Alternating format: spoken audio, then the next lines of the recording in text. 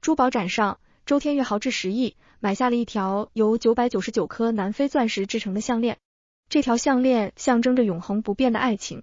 兄弟用西班牙语调侃他，你追了苏女神这么多年，终于把她娶回家，可别搞砸了。你把许俏俏带到他面前炫耀，被发现了怎么办？周天月神情冷静，并未慌乱，这个秘密你们必须永远烂在肚子里，不能让阿烟知道。兄弟眼中满是羡慕，老周，你真行啊。周天月有些烦躁地扯了扯领带。桌下，许俏俏用脚轻轻蹭着他的腿。我刚在网上买了女仆装，今晚穿给你看。今晚我们可以换个花样。苏嫣悄悄红了眼，努力压抑心头密密麻麻的痛。她精通4国语言，西班牙语正是她的强项。仗着男人的宠爱，许俏俏将项链戴在脖子上，炫耀地说，我戴这条项链是不是很好看？周天月冷冷开口，摘下来。这条项链是他送给妻子的结婚纪念日礼物，不该让他碰。当项链从他脖子上取下时，许俏俏心中极度的发狂。下一秒，那条价值10亿的钻石项链被戴在了苏嫣的脖子上。周天月无视他泛红的眼角，阿嫣，喜欢吗？男人敞开衬衫领口，隐约露出脖子上的吻痕。苏嫣的心像被狠狠刺了一刀。所有人都羡慕他和周天月的感情，说他爱他至深。可那个口口声声说爱他的男人早已背叛了他。他瞒着他，偷偷养了另一个女人。苏嫣曾以为哪怕全世界的男人都会背叛他，他也绝不会。夜晚，那个女孩给他发来一张孕检报告，彻底粉碎了他的美梦。我已经怀了阿月的孩子，识趣的话就快点让出周太太的位置。你知道他对我的迷恋有多深吗？你知道他的极限在哪里吗？最后一张照片是垃圾桶里一盒使用过的小雨伞，是他最爱的草莓味小雨伞，一共7个。他与周天月是青梅竹马，就像小说中的男女主角。少年从天而降，拯救了被世界抛弃的少女。叔伯欺负他孤苦无依，霸占他的家产，将他丢进孤儿院。他被排挤欺凌，只能躲在角落舔舐伤口。少年仿佛天降般伸出手，走，跟我回家。他被周天月牵着手，一步步走向阳光。17岁那年，他迫不及待向他表白。他盼着他长大，说想快点娶她。求婚那天，京市燃放了一整夜的烟花，照亮整个夜空。摩天大楼的广告屏上反复播放着他求婚的视频。视频中他单膝跪地，将一枚钻戒戴在他无名指上。当女孩说出我愿意那一刻，头顶的烟花绚丽绽放。那场婚礼举世瞩目，聘礼的价值高达数十亿。婚后，他将她宠上天，送她昂贵珠宝，预定她最爱的玫瑰，每月安排一场浪漫旅行。在巴黎旅游时，他拉着她的手逛香榭丽大街，遇到街头弹吉他的艺人，他驻足唱了一首英文歌 You Are My Sunshine， 歌词里满满都是对她的爱意。在达拉斯旅行时，街头突发暴乱，他毫不犹豫为他挡下子弹。那只尊贵的手从此落下残疾，每逢阴雨天都会隐隐作痛。经历了生死考验的恋人，誓言一生不离不弃。可这个爱他如命的男人，却把他瞒得死死的。啪！一声脆响，孟晨月被打得愣住，一时没反应过来。林玉露双眼通红，转身就要下楼去捡那块手表，却被孟晨月死死拽住衣角。纠缠间，林玉露的指甲划过他的脸颊，他刚想反击，门却猛地被踹开。顾迟野脸色阴沉地冲进来，一把将林玉露推开。他的头重重撞在铁皮柜上，发出砰的一声闷响。紧随其后的段高畅立刻朝林玉露奔过去。顾总，我在口袋里发现了一块手表，林总监一看到就动手打我，我才不小心把表扔掉了，我真的不是故意的，您相信我。孟晨月哭得喘不过气来。顾迟野一手安抚着他，一手将他紧紧搂进怀里。他正要开口责备林玉露，段高畅忽然惊呼出声，小露，你额头流血了。林玉露被撞得一阵晕眩，低垂着眼睛，摇晃了一下脑袋。顾迟野皱起眉头，刚要起身，却被孟晨月猛然抱住。顾总，是我太不知分寸了，我不该喜欢你。他泪眼朦胧，像只受伤的小动物。我会辞职离开，不再打扰你和林总监。我……话未说完，顾迟野一把扣住他的后颈，强硬地吻了上去。他的唇贴着他的，不肯松开。孟晨月眼角还挂着泪水，很快热烈地回应着他。两人唇舌交缠，发出阵阵湿腻的声音。段高畅别过脸，低声嘟囔，阿野这是彻底栽了。林玉露静静看着这一幕，嘴角泛起一丝苦涩，像是渗进了心里，腐蚀着早已千疮百孔的心脏。他踉跄起身，走向掉落的手表。碎裂的表盘如同炸开的烟花，支离破碎，连呼吸都带着刺痛。他不想再待在这里了，转身准备回去拿自己的东西，却发现段高畅已经帮他拿了过来。他神情有些尴尬，小陆，阿野对孟辰月的态度你是知道的，以后还是少靠近他吧。林于露面无表情地接过行李，他知道顾池野的话远比这更冷漠，他要走却被他们强行留下。不久后，孟辰月挽着顾池野，满脸幸福地走出来。他不会滑雪，顾池野却耐心地一遍遍教他。他们的笑声传入林于露耳中，格外刺耳。中场休息时，顾池野与段高畅走进休息室抽烟。林于露来接水，无意中听到有人提起他的名字，他循声走到门口。阿野，你明明知道小鹿喜欢你这么多年，你还当着他的面和别人亲热，这样对他是不是太残忍了？是啊，你现在危机解除了，又不喜欢他，不如干脆离婚，别一直吊着他。门缝微开，林于露刚好能看见屋内的顾池野，他一只手夹着烟，另一只手敲打着大腿。我是不喜欢他，但我习惯了他的存在。他语气冷漠，像是一把刀子，割开了他最后的幻想。你们不懂，没有我，林于露活不下去。我能给他顾太太的身份，也能让他站在我身边，但再多的我给不了，他也不该奢望。要有多深的绝望，才能让落泪都变得无声无息？原来他以为隐秘的爱恋，顾池野早就看在眼里，而他只是笑着看他围着自己转圈罢了。屋里再次传来声音，可阿野，都这么多年了，你就真的一点都不动心？小鹿和你以前那些女人不一样。顾池野冷笑一声，是不一样，所以我当初才会选择娶她而不是别人。但现在我发现男人还是要娶自己喜欢的人。林于露，他不适合我。林于露紧握的双手缓缓松开，苍白的脸上滑落最后一滴眼泪。顾池野，没有人会因为失去谁而死去，别人不会，我也不会。他转身决然离去。手机里传来一道清冷温和的声音，苏嫣，当年你为了爱情放弃了梦想，也放弃了自己的舞台。你是我在所有舞者中最看好的一个，理应站在聚光灯下闪耀，而不是就此沉寂。乔莫廷是外国皇家歌剧团的负责人，同时也是才华横溢的编剧。他亲自编排的歌剧《恋与歌》正在全球巡演，下一站在正是京市。当初苏嫣艺考夺冠，顺利进入茱莉亚音乐学院深造。留学期间，他一直是舞者中的佼佼者。乔莫廷曾多次邀请他加入自己的团队，都被他婉拒了。那时他一心扑在爱情上，结果孤注一掷，撞得满身伤痕。苏嫣声音低哑，我已经决定离婚了，余生我想去追逐曾经错过的梦想，去做更有意义的事。乔莫廷语气温和，却不失坚定，人难免走错路，你可以选择继续错下去，也可以选择及时回头。苏嫣苦笑一声，我这人太倔，非得撞得头破血流才肯认输。外国签证要几天后才能办妥，他想为这段感情彻底画上句号。昨晚周天月彻夜未归，小雀儿闹脾气，他得哄着。苏嫣问起时，他借口在公司加班，可当他拿着离婚协议书去找他时，办公室空无一人。他的助理支吾半天，总裁昨晚加班到很晚，在附近酒店休息了。苏嫣没有揭穿他什么时候回来，助理偷偷给他发消息，显然没料到他会突然出现。他等了1个小时，周天月才匆匆赶来，脸上笑容略显僵硬。安嫣，昨晚加班太晚，怕吵醒你，就在附近酒店住下了。他和助理串通一气，合起伙来骗他。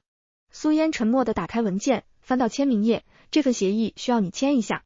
周天月没细看内容，随手签下名字。做了亏心事的男人，总会本能地想弥补。安嫣，你不是一直想去威海看雪吗？我让林助理订机票，我们来一场说走就走的旅行吧。苏嫣看着那份签好的离婚协议，心里空荡荡的。本以为会费些周折，没想到如此顺利。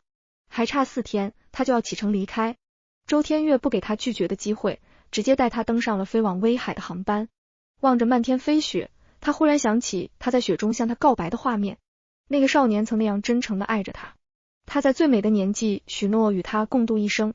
在白雪皑皑的街头，他们交换了人生第一个吻。如今，那个深爱他的少年早已变了心。苏嫣已托律师，在他出国后将离婚协议正式递交。如果周天月知道那张纸就是离婚协议，不知道会是什么表情。那份协议里还夹着他的流产手术单，想必到时候他的脸色一定精彩万分。他望着飘落的雪花出神，男人牵着他的手，十指交握。在外人眼中，他们像极了一对热恋的情侣。苏嫣鼻尖冻得通红，眼眶也泛着红。你曾对我发誓，这辈子都不会辜负我的真心。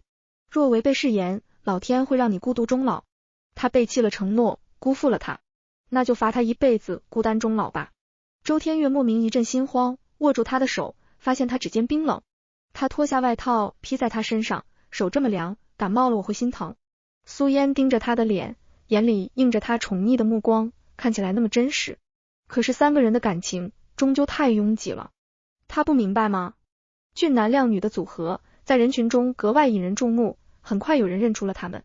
快看，那是周先生和周太太吧？这简直是天造地设的一对，太甜了。周太太脖子上的项链是周先生前2天在拍卖会上拍下的，名叫真爱之心，象征着永不改变的爱情。周先生不愧是宠妻狂魔，真是让人羡慕死了。20出头的小姑娘们正处在幻想爱情的年纪，她们眼中满是憧憬，嘴里全是赞美之词。可她们不知道，那个被称作宠妻狂魔的男人，其实是个四处留情的情场高手。他在公众面前塑造的形象是深情专一的好丈夫，而他的圈子尽是些富家子弟，私生活一个比一个混乱。果然，近朱者赤，近墨者黑。陪他来威海看雪，周天月始终心不在焉。手机不断震动，是许俏俏发来的消息。他瞥见女孩发来的照片，穿着黑白女仆装，眼神挑逗。周先生，我在707等你，过时不候哦。周天月喉结滚动，内心挣扎。出发前答应要好好陪他，不该丢下他的。但他终究没忍住诱惑，阿嫣，我有个视频会议要开，得先回酒店，你先自己逛逛。苏嫣嘴角微扬，带着讽刺。他在撒谎，根本不是去开会，而是急着去找许俏俏。两人竟将戏演到了他眼皮底下。许俏俏发来挑衅的信息，周太太，你猜猜他会不会撇下你来找我？再猜猜，他爱你多一点，还是爱我多一点？苏嫣心脏像被刺了一刀，仍不死心的开口，周天月，说好陪我看雪，就不能推掉工作，好好陪我吗？周天月皱眉蹙额，阿嫣，别让我为难好吗？你是懂事的，别无理取闹。苏嫣强压情绪，既然那边比我重要，那你走吧。周天月未察觉异样，乖，你先逛逛，我忙完就回来找你。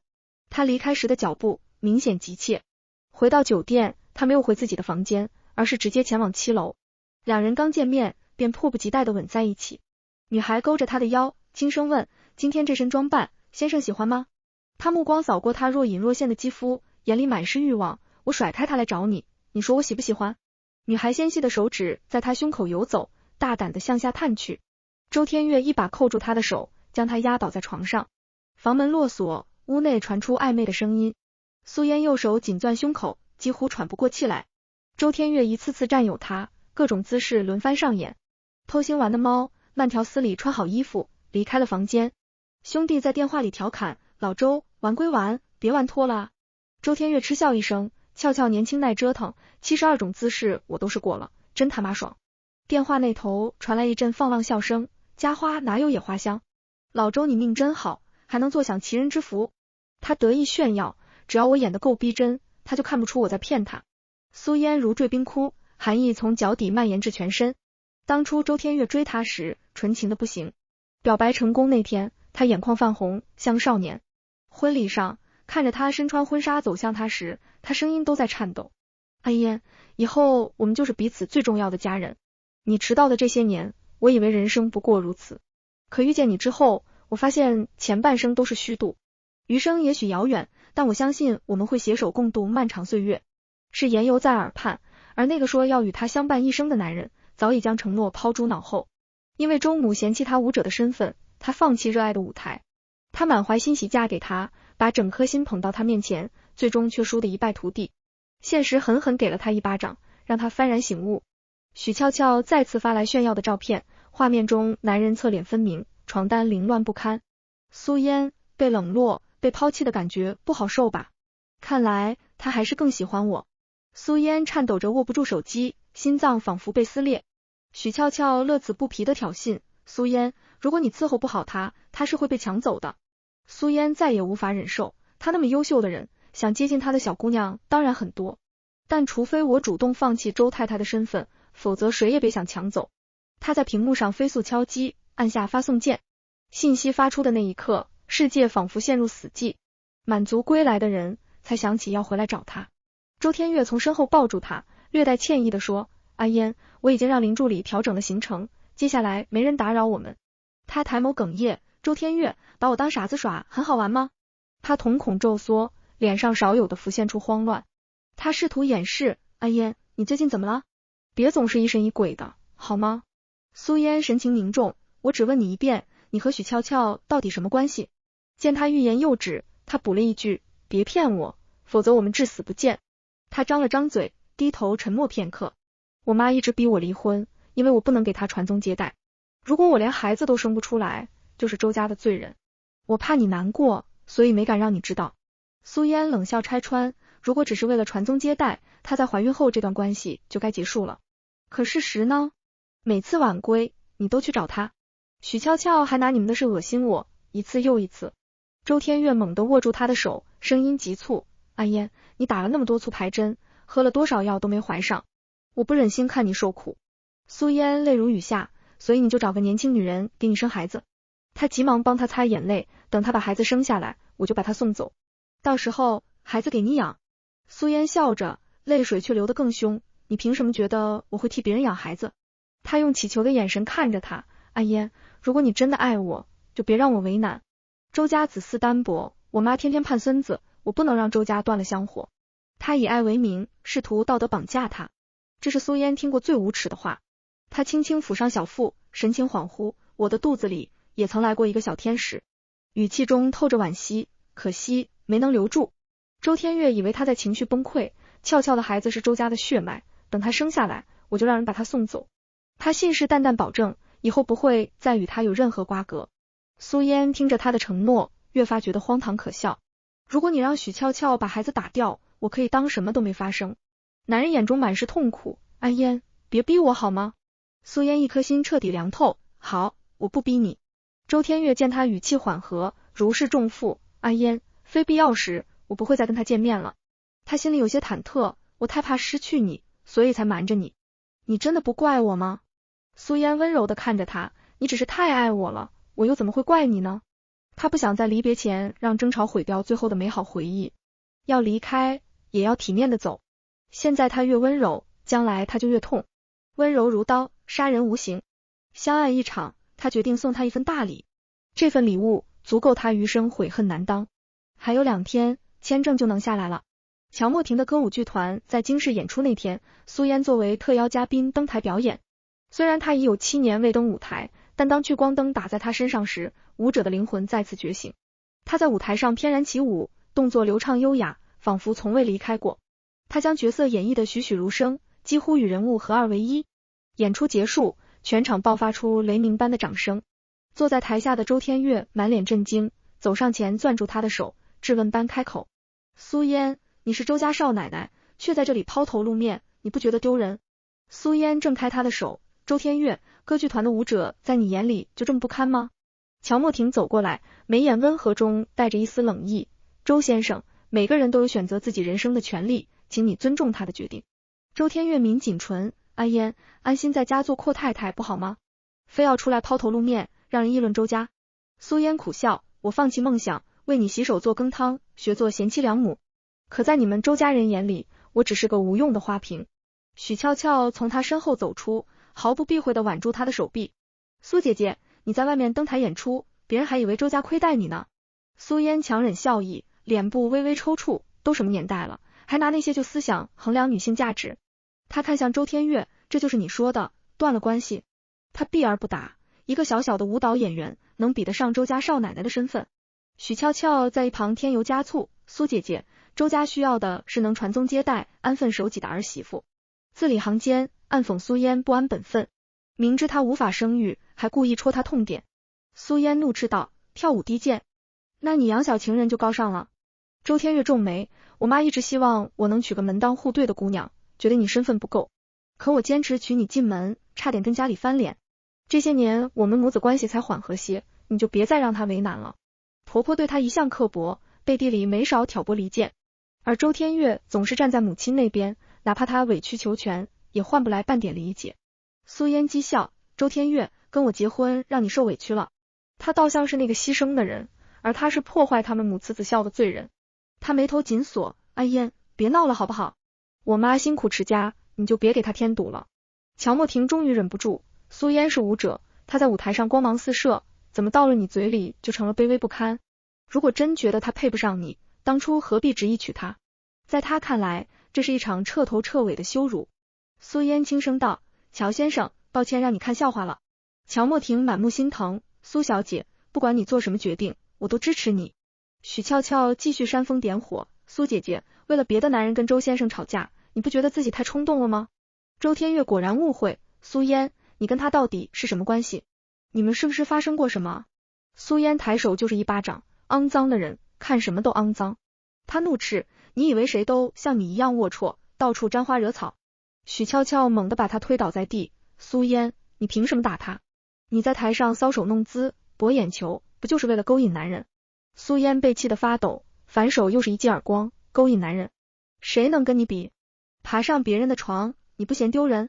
他下手并不重，许俏俏却顺势摔倒在地，他捂着肚子，脸色惨白，血顺着大腿流了下来。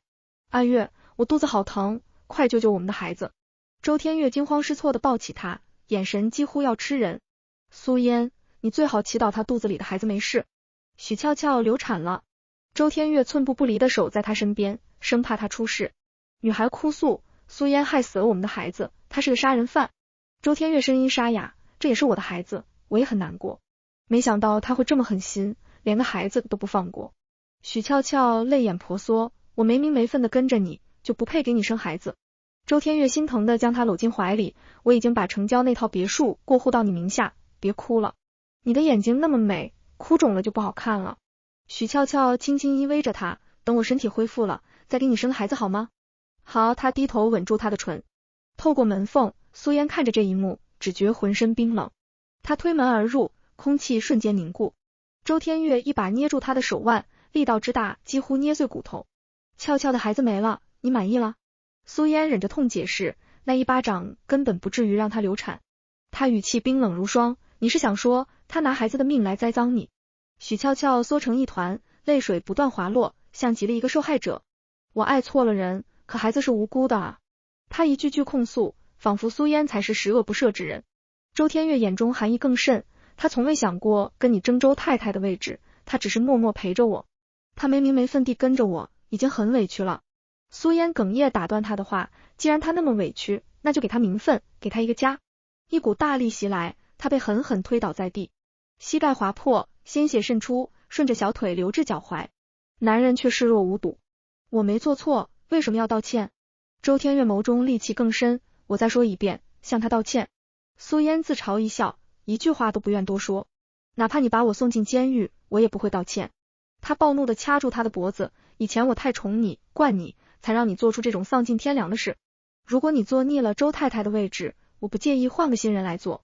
许俏俏悄悄告诉他，昨天周先生控制不住情绪，导致我出现流产迹象，谋害周家血脉的罪名，你逃不掉。他尚未梦落空，还不忘泼他一身脏水。苏嫣压下心头情绪，语气平静，既然你心中早有合适人选，我愿意让位。冷战几天，周天月都没回家，他没追问他的去向，倒是许俏俏偷偷发来许多照片，他睡着的侧脸，工作时的模样，他想证明他才是他最在意的女人。苏嫣麻木地看着一张张照片，默默退出聊天框。他开始清理一切与他有关的东西，抹去所有存在的痕迹。既然要彻底消失，就要干净利落。周天月养小情人曝光的第一天，苏嫣便申请了歪国签证，烧掉了他写给他的99封情书。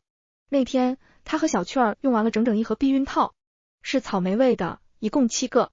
第二天，周天月陪小雀儿去医院产检，而苏嫣则独自走进了医院，打掉了他与他的孩子。第3天，他顺利拿到了签好字的离婚协议书，毫无阻碍。第4天，他带他去威海看雪，却在他眼前堂而皇之的去找许俏俏寻欢。他翻出他们曾经的亲密合照，照片里的少年眼神深情，满是爱意。他没有一丝留恋，一张张扔进碎纸机。他曾爱过他的痕迹，全都化作粉末。第5天，他站在久违的舞台上，掌声雷动。周天月却当众羞辱他，将他的骄傲狠狠踩在脚下。小雀儿诬陷他是害他流产的凶手，而他不问缘由，就认定他有罪。他眼中的爱早已消失殆尽，只剩冷漠与憎恨。第6天，他彻夜未归，与他冷战。第7天，他依旧没有回家。签证终于办下来，他收拾了寥寥几件行李，走出了那个曾称作家的地方。等周天月收到那份离婚协议时，他已经抵达机场。飞机冲上云霄的那一刻，一切都结束了。外国机场外，乔莫婷身着驼色羊绒大衣，清俊挺拔的身影伫立在路灯下，暖黄的灯光洒在他轮廓分明的侧脸，映出一圈柔和的光晕。他轻声开口，我等你很久了。苏嫣一头黑发被风吹乱，遮住了微红的眼角。乔莫婷将一条新买的围巾绕上他的脖子，素雅的颜色衬得他肤色如雪。苏嫣，人要学会向前看，属于你的新人生才刚刚开始。他把下巴埋进柔软的围巾里，冲他眨眨眼，你说的对，人不能总困在过去，我会勇敢往前走。周天月这晚外出与兄弟聚会，还带着许俏俏一起。兄弟们调侃道，老周，你多久没出来聚了？嫂子管得太严，你哪敢出来浪啊？周天月闷头灌了几口酒，眉头始终紧锁。有人试探性地问，老周，你跟许俏俏的事被嫂子发现了？早叫你别玩过火，你不听，现在真玩脱了吧？他冷冷扫了一眼众人，提他做什么？扫兴。许俏俏欲言又止，你们都被苏嫣骗了。他表面不争不抢，可一旦威胁到他的地位，众人疑惑看向周天月，到底发生什么了？他语气低沉，以前我太惯着他，才让他胆大妄为，做出那种事。许俏俏抹着眼泪，我怀了阿月的孩子，这是被他知道了。他哽咽着说，我没保护好那孩子，让阿月白高兴一场。他话里话外都在暗示苏嫣是杀害孩子的元凶。周天月握住他的手，俏俏，都怪我没保护好你和孩子，这件事我会给你一个交代。许俏俏低声啜泣，阿月，你会跟他离婚吗？她那样的女人根本不配做周家少奶奶。周天月松开他的手，离婚不是那么简单的事，涉及财产分割，还有可能影响公司。而且我和他一起过了7年，从没想过要分开。他对苏嫣是真心的，只是这次他做的太过分了。许俏俏肚子里的孩子可是周家唯一的血脉，那孩子是我们爱情的结晶，就这么没了。许俏俏哭着控诉，我要他给我下跪道歉。周天月神色阴郁，我已经把成交的别墅过户给你了，还不够吗？他却执拗的重复，一个小生命就这样没了，让他下跪道歉很过分吗？周天月醉意上头，头疼难忍。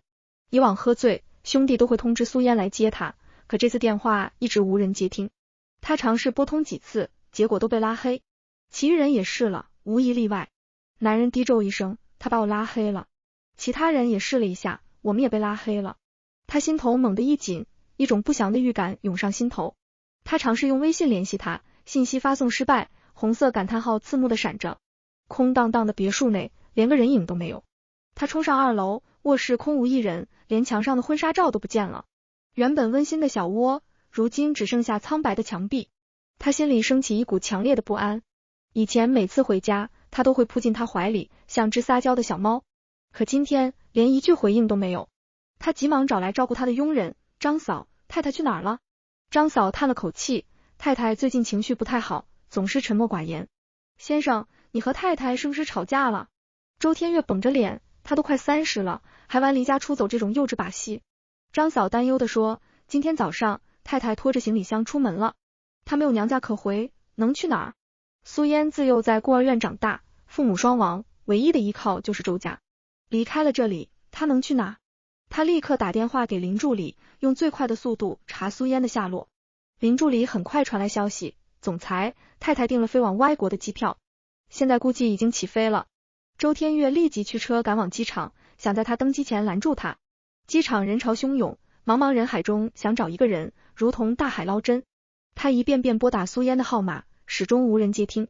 远在异国街头的苏嫣冷漠地看着屏幕上跳动的来电显示，他取出手机卡，掰成2半，丢进了机场门口的垃圾桶。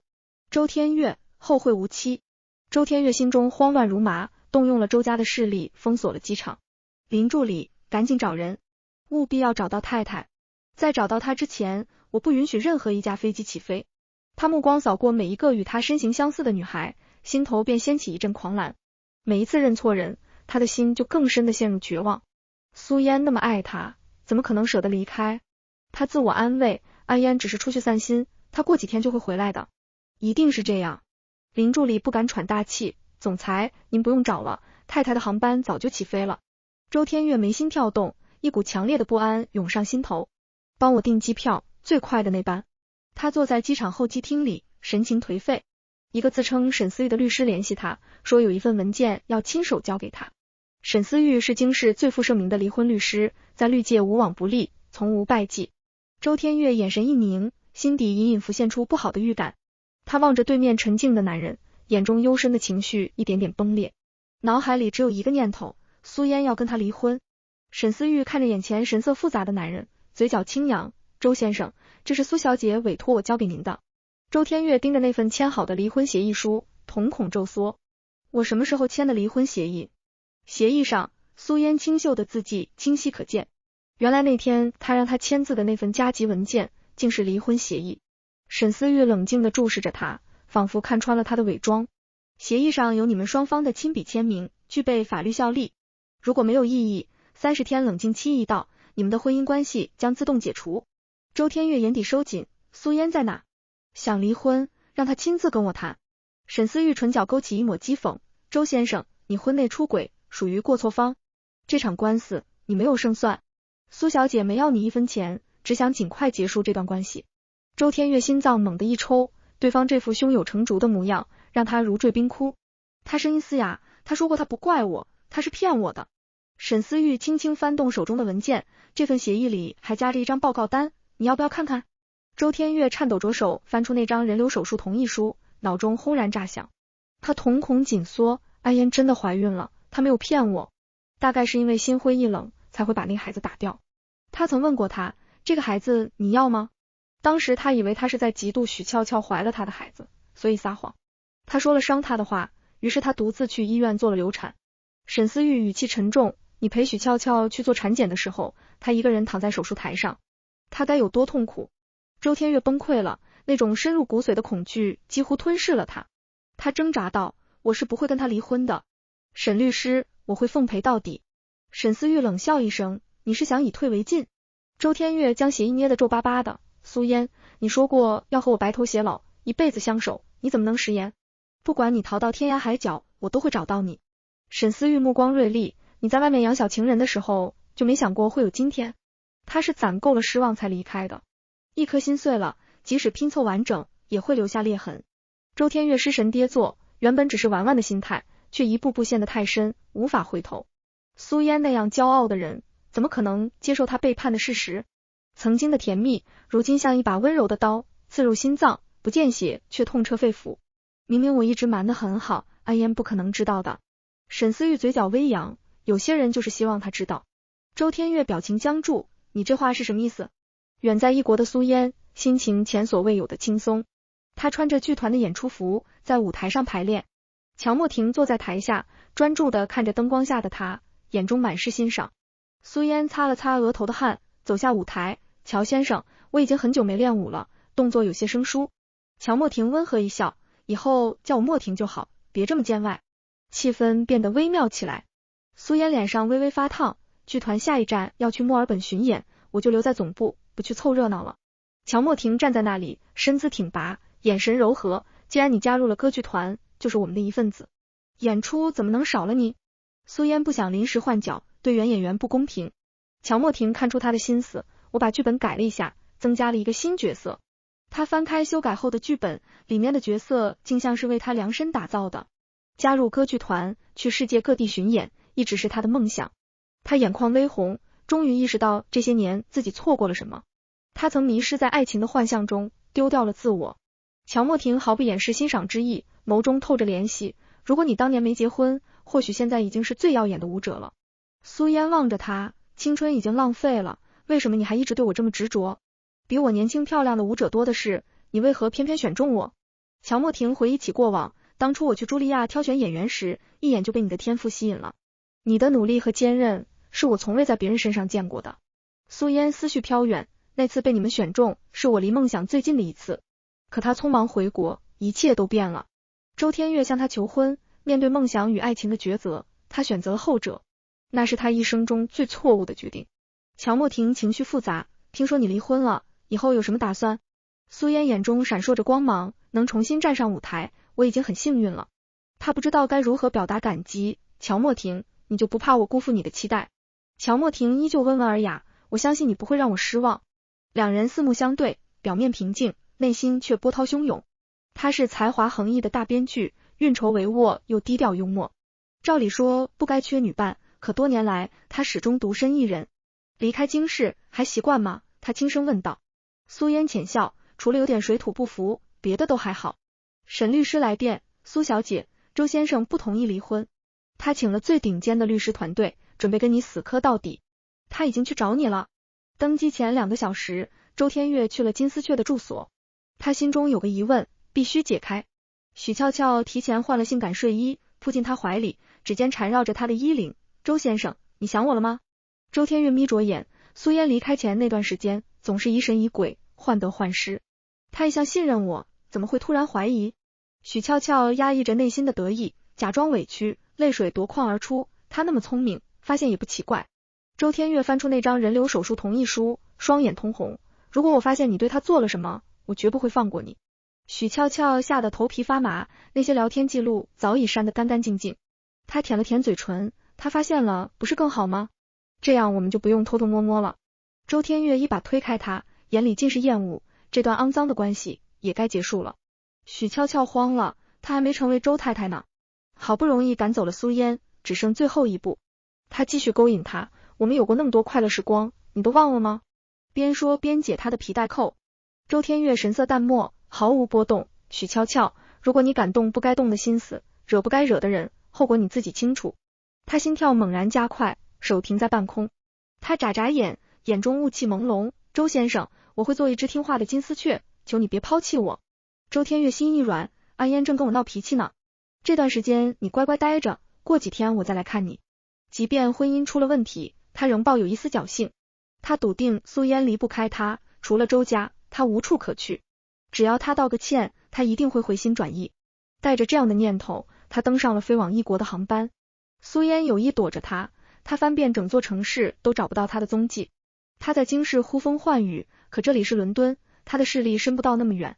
苏嫣仿佛人间蒸发，连一点痕迹都没留下。有人似乎刻意在帮他掩盖他的行踪。公司事务缠身，他无法久留。他始终不相信苏嫣会真的放下他们7年的感情。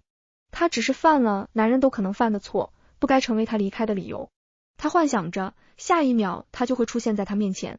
伦敦街头的巨型广告屏上滚动播放着他向他求婚的画面，那样动人的场景引得路人驻足观看。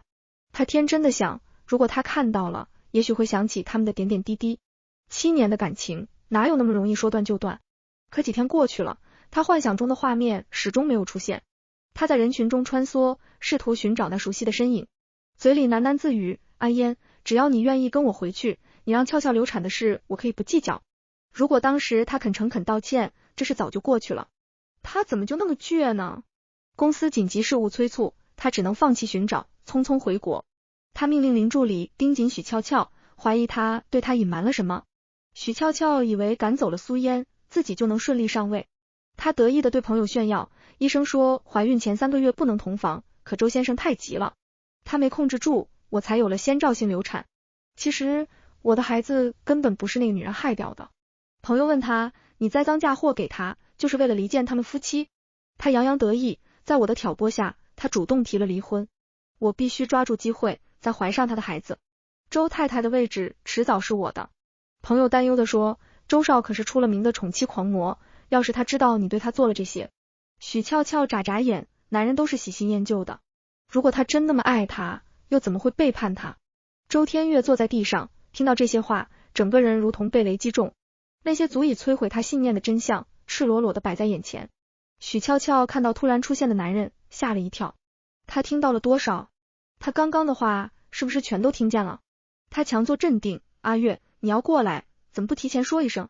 他修长的手指抚过他的发梢，冰冷的让人胆寒。许俏俏，谁给你的胆子，敢诬陷阿嫣？要不是他的挑拨离间，阿嫣怎会心灰意冷的离开？许俏俏眼眶泛红，像只受惊的小鹿，阿月，我知道错了，你别生气好不好？周天月眼神冷漠的看着他，爱我？你也配？阿嫣是世家千金，样貌、学识、教养都是一流的。而她，一个三流大学毕业的普通女孩，也敢妄想取代她的位置。无论她外面如何放纵，都不可能把她带回家。她竟妄想坐上周太太的位置，简直是痴人做梦。阿月，我以后会安分守己，绝不再出现在她面前。以前她只要撒个娇，她就会心软，但这次她触碰了她的底线。周天月一把掐住她的脖子，眼中怒火翻腾，你不过是我用来消遣的玩物，还真把自己当回事了。你算什么东西，也敢在阿烟面前耀武扬威？许俏俏吓得心跳加速。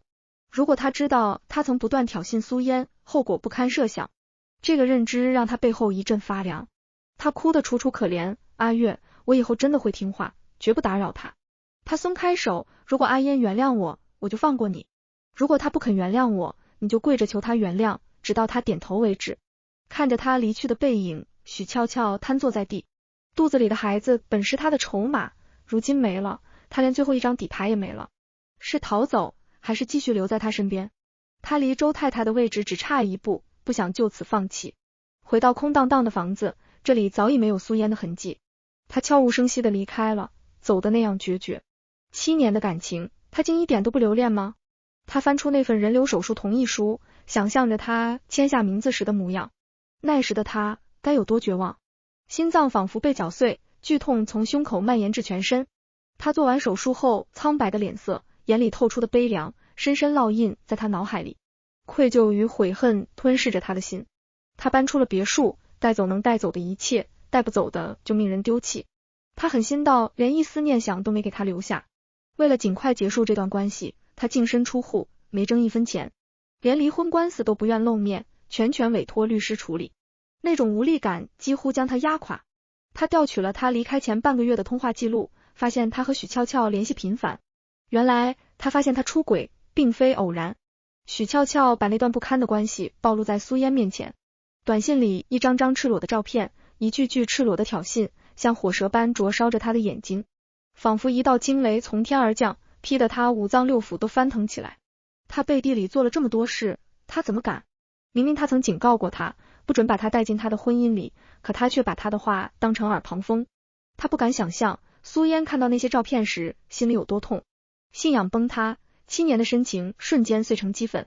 他曾给她无数次坦白的机会，可她一次次选择欺骗。就像沈思玉说的那样，她是攒够了希望才离开的。周天月怒火中烧，驾车直奔城郊别墅。许俏俏还在为自己的胜利沾沾自喜，全然不知大祸临头。她拿着周天月给她的黑卡，在商场疯狂扫货，1天之内战果累累。别墅里堆满了奢侈品牌的包装盒，全是她用她的钱换来的虚荣。虽然她没给她名分，但在物质上从未亏待过她。别的女孩为了生活费精打细算，她已经开着豪车住进了别墅。她还以她的名义捐了一座大学图书馆，让她享受着被众星捧月的感觉。可这些虚假的美好即将土崩瓦解。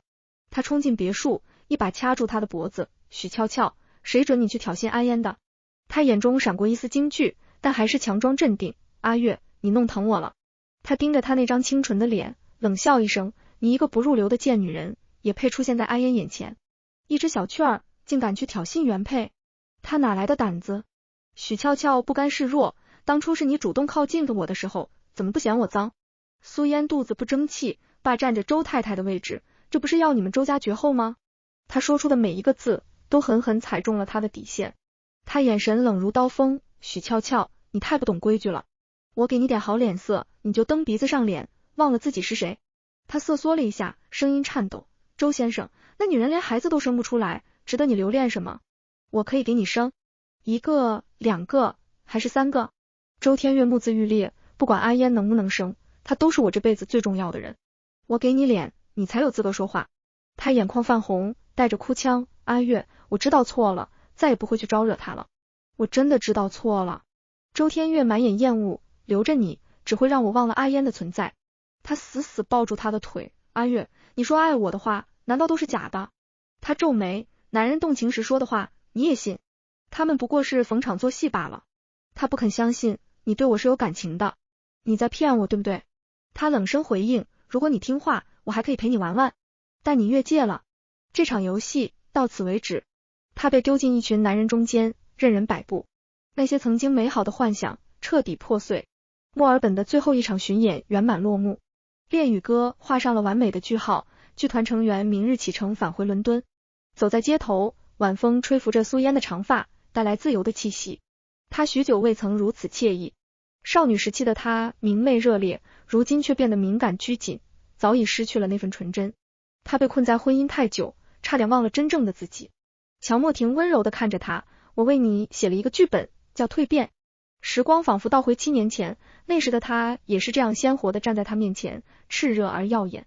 她点开剧本，激动得几乎落泪。乔莫婷不愧是天才编剧，剧情天马行空，令人惊艳。这个剧本一定会大火。她目光柔和，主角是一个女子经历重重磨难，最终完成自我蜕变的故事。我想用童话的形式展现她的成长和重生。阿嫣，想不想开一场属于你的个人专场？她苦笑，我只是个无名舞者，哪有资格开专场？能重新站上舞台，已经是命运的恩赐。至于个人专场，她想都不敢想。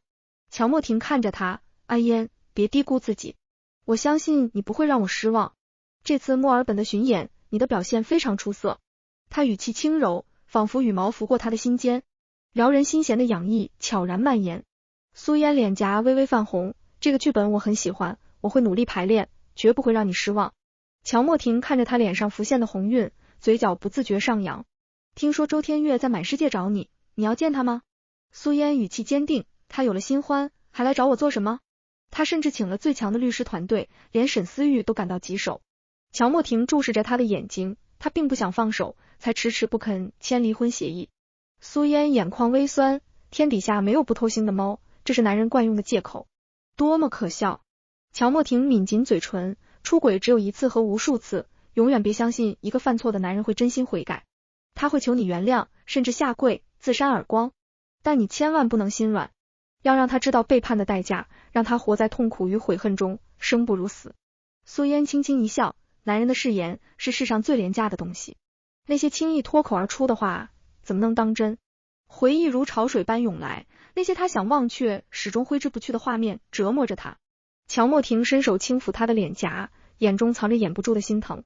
阿嫣，忘记一个人最好的方式就是开始一段新的恋情。我可以追你吗？一束耀眼的光柱从头顶洒下，舞台中央的他随光影舞动，宛如落入凡尘的天使。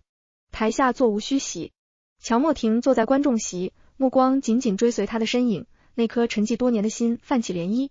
演出结束，掌声雷鸣般响起。苏嫣深深鞠躬，泪水悄然滑落眼角。这是他人生中的第一场个人演出，完美落幕。乔莫婷毫不吝啬赞美，就像歌剧里的女主角一样，历经磨难终将破茧成蝶。阿嫣，你做到了。曾经的担忧在这一刻烟消云散。苏嫣声音微颤，乔莫婷，在我跌入深渊时，是你拉了我一把，又将我捧上云端。我能重新站上舞台，全靠你。这场演出让他一夜成名。周天月坐在观众席角落，远远望着他，看到他与别的男人谈笑风生，他极度的激进疯狂。半年了，他躲了他整整半年。他穿着他最爱的灰色西装，走到他面前，阿嫣，好久不见。苏嫣看他一眼，如同看待陌生人。周先生，如果你不是为离婚而来，请别打扰我。周天月急切地抓住他的手腕，这么久没见，你就没什么话对我说？苏嫣甩开他的手，我跟你没什么好说的。男人高大的身影透着一丝落寞，离家出走这么久，你的气也该消了吧？他冷笑，你觉得我是赌气出走？周天月，每次争吵你总把责任推到别人身上，从不在自己身上找原因，每一次都是我退让妥协，事情才能过去。这种委曲求全的感觉，我受够了。他下巴长满胡茬，看上去比从前苍老许多。阿嫣，周家子嗣单薄，母亲给我下了最后通牒，为了跟你在一起，你知道我付出了多少努力吗？婚姻破裂，并非只是你一个人的责任。苏嫣不愿听他辩解，周天月，你可真无耻。怀孕那段时间，我承受了多少冷眼和指责，你根本不知道。你有什么资格指责我？最不该说话的人就是你。他似乎终于回想起什么，脸上浮现出愧疚。阿嫣，我知道这些年你受了很多委屈，遭受了许多误解，你怪我是理所应当的。他已失去耐心，我不想耽误你做孝顺的儿子，咱们赶紧离婚吧，体面分开不好吗？非要闹得这么难看。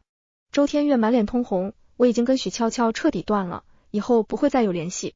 你能原谅我一次吗？苏嫣直白开口，周天月，我嫌你脏，明白吗？男人露出痛苦神情，阿嫣，回到我身边好不好？我们曾发誓要一起走到最后，你忘了吗？乔莫婷把手搭在他腰间，动作里充满占有意味，苏嫣不想再忍让了，你听不明白吗？请你别再纠缠他。周天月一拳砸向他，只要离婚还没判下来，他就还是我的妻子。乔莫婷被打倒在地，嘴角渗出血迹，他擦掉血渍，眼神冷静，周天月，如果你真的爱阿嫣，就放手让她自由。周天月像个失控的疯子，放手，然后成全你们。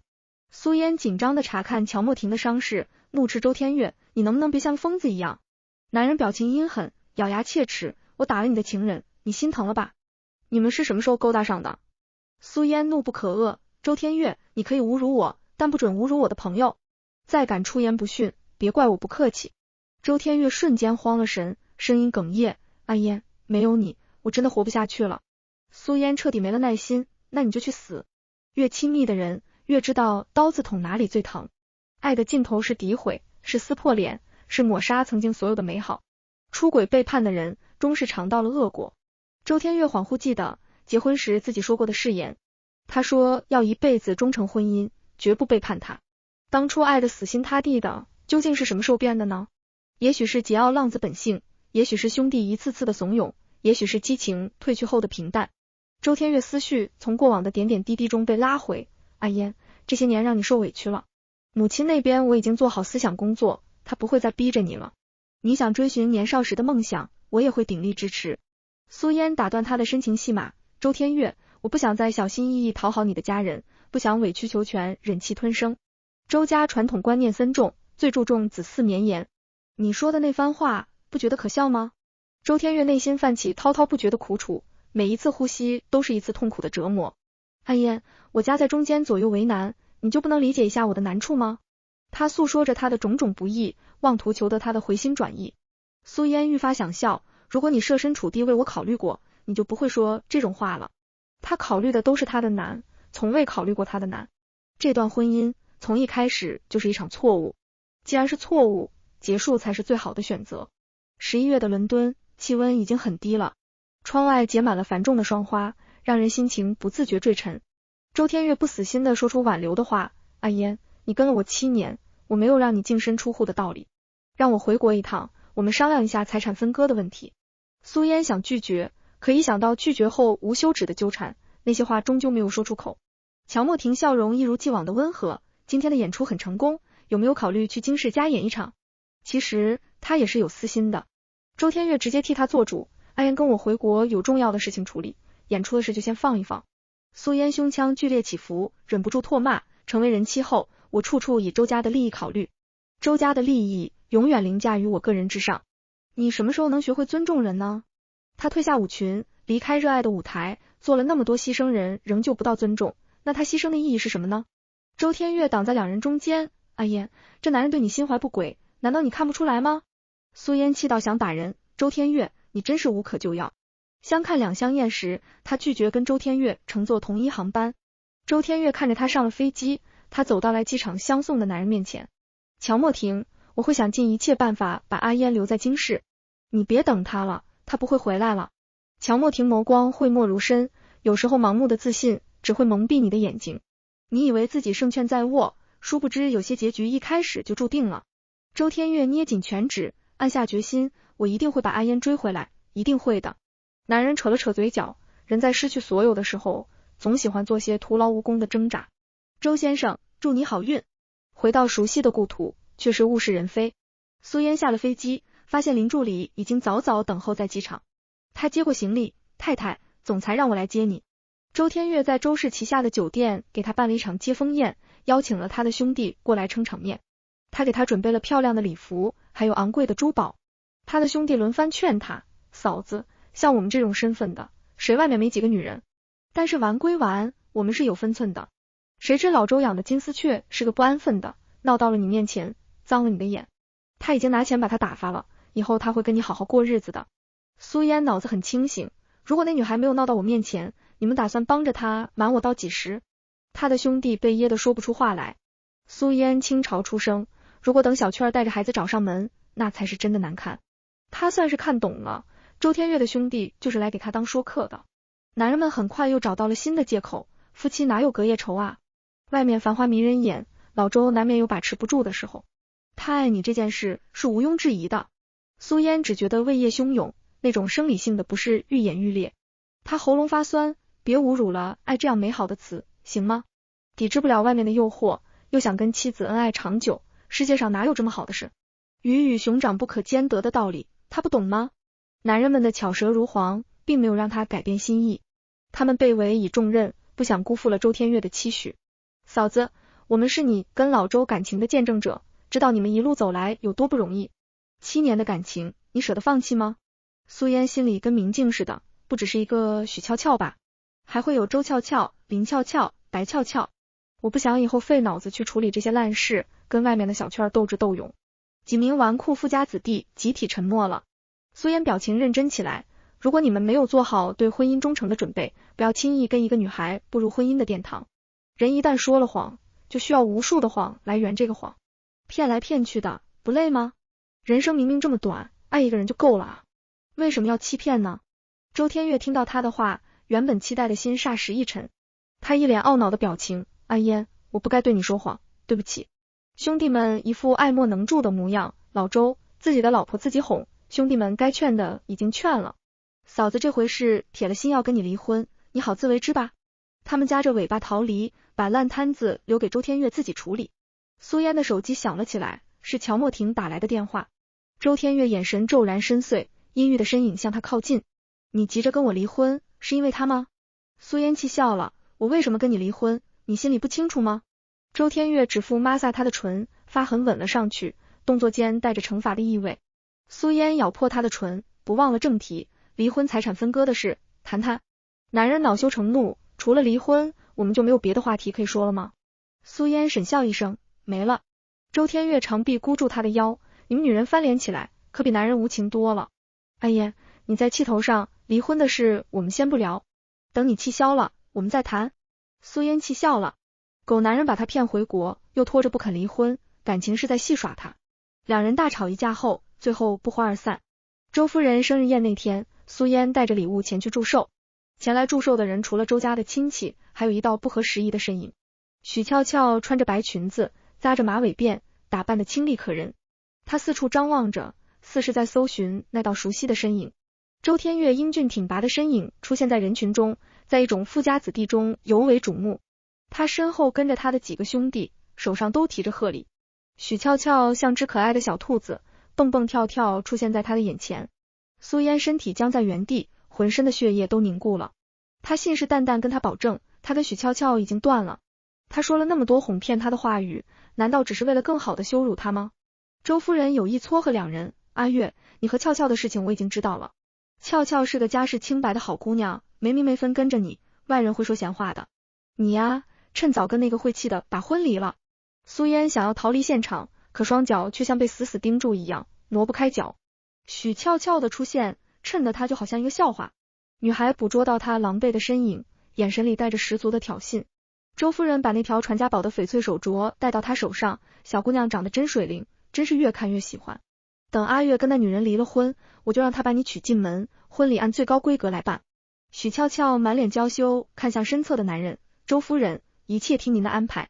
一股凉意从脚底蔓延至全身，苏嫣觉得浑身冷透了。周天月背对着她，看不清脸上的表情。他和许俏俏站在一起，背影看起来般配极了。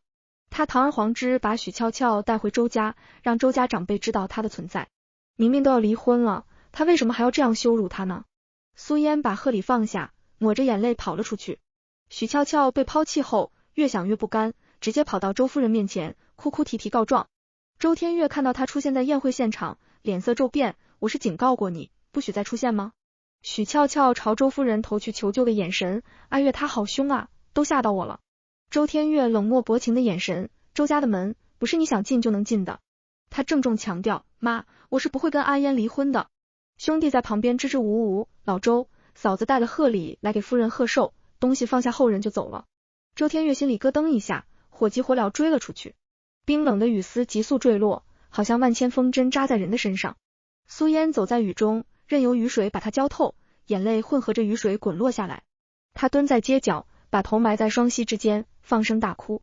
周天月看到雨中哭泣的他，心疼到无以复加。哎呀，我已经把许俏俏打发走了，她竟然偷偷跑回来了，还闹到了我母亲那里。让许俏俏做周家儿媳是我母亲一厢情愿的想法，我没有离婚另娶的打算。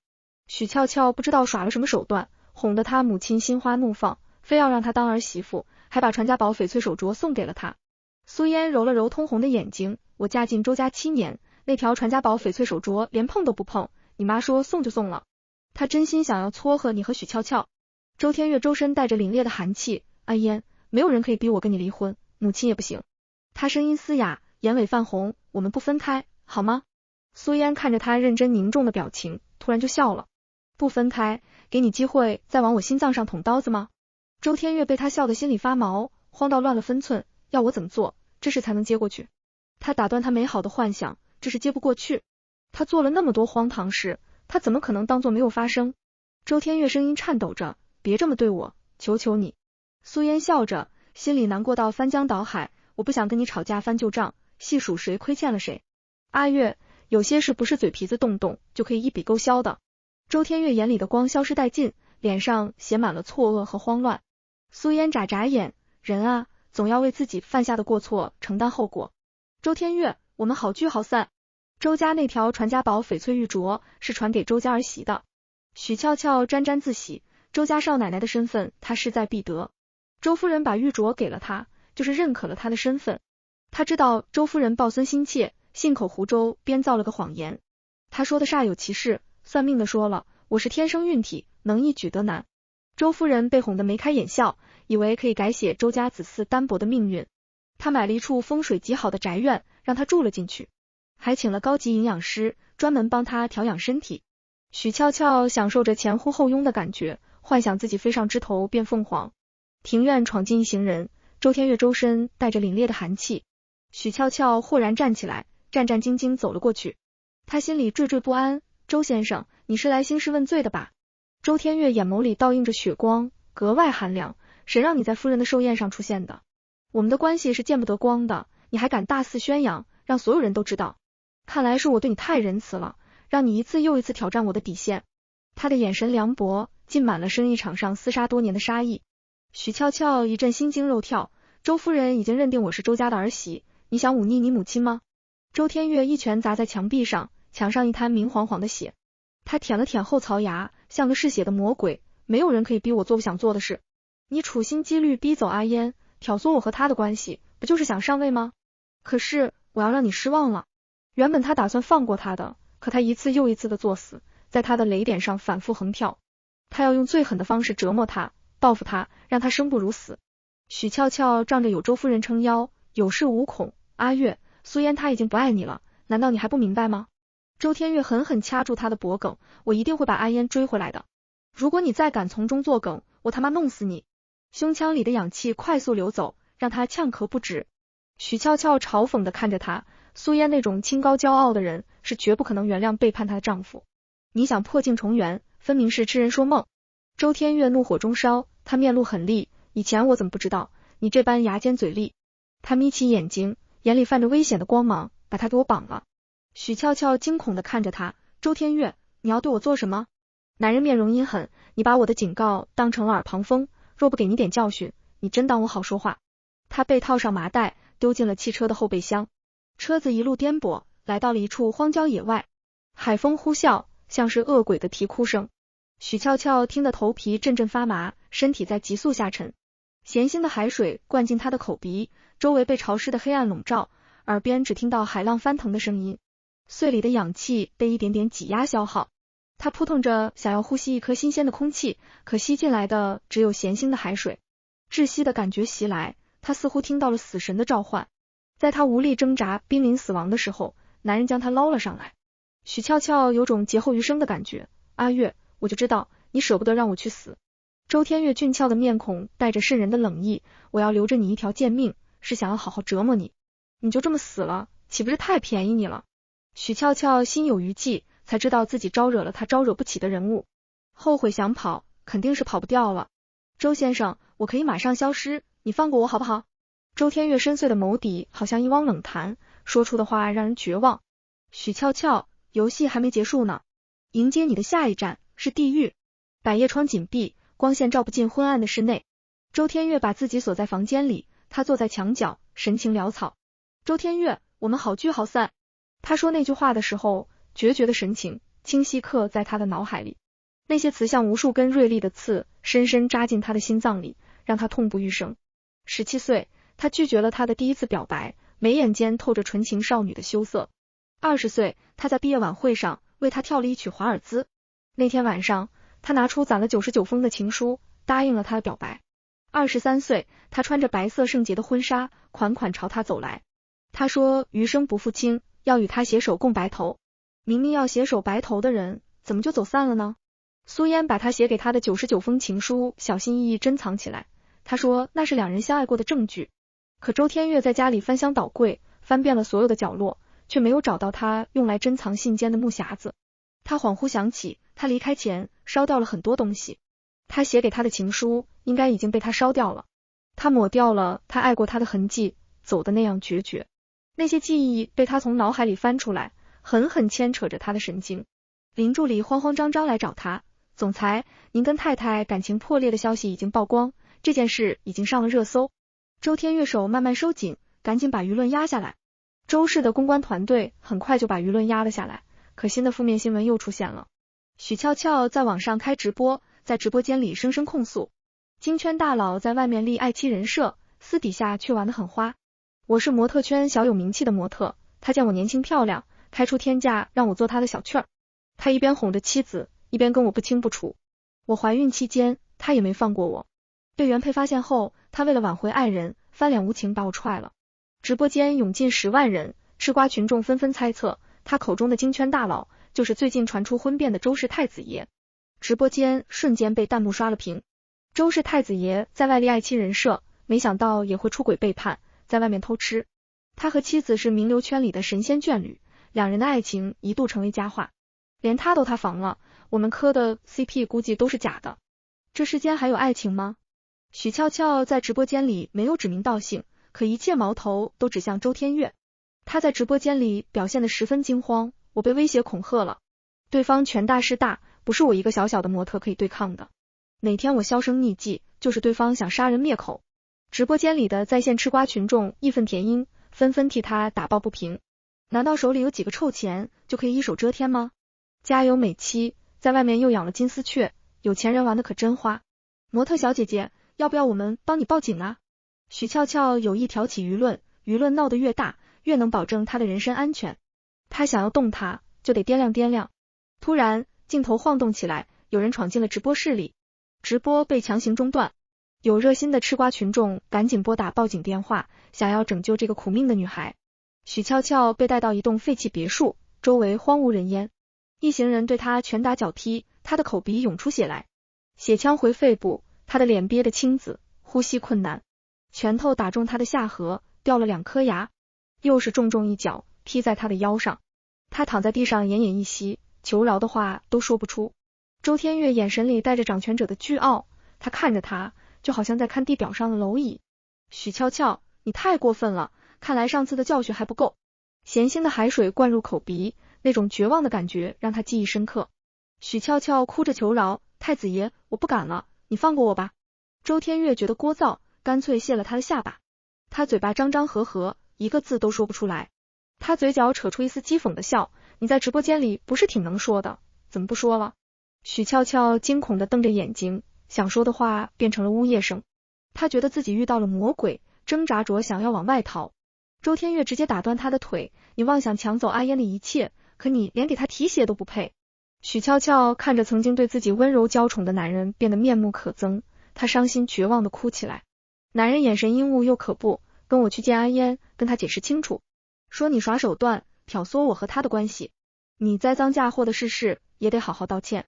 许俏俏缩着肩膀，不敢哭出声，你知道我为什么会流产吗？你只顾着贪欢寻乐，丝毫不顾及我还怀着孩子。今天杀死那个孩子的人是你啊！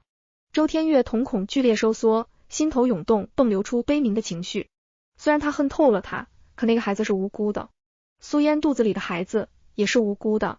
他害死了他们，他才是罪魁祸首。周天月眼眶酸胀，心脏的地方好像有血肉被生生剥离，痛得他连呼吸都困难。他身体颤抖着，几乎站不住。许俏俏突然笑起来，周天月，你伤害了2个爱你的女人，余生你将会在悔恨中度过，然后孤独终老。他的话一下戳中他的痛处，他的心脏好像被冰刺凿穿，血肉模糊。周天月带着他去见苏嫣，他要这个女人跪在他面前忏悔自己的罪行。